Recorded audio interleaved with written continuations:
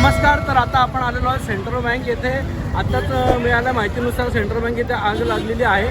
त्याबद्दल अद्यापही कारण अजून स्पष्ट झालेलं नाही आहे. पुन्हा धन्वंतरी हॉस्पिटल जे आहे त्याच्या नजदीकच चंदन स्टेशनरीच्या बाजूलाच आहे तिथे आग लागलेली आहे. आणि त्याच्या बॅक साईडला इथे तुम्ही बघू शकता का इथून जाण्याची वेगळ्या प्रकारचं गेट आहे बॅक साईडला. तिथून आता जाण्याचा अग्निशमक दल हे प्रयत्न करत आहेत.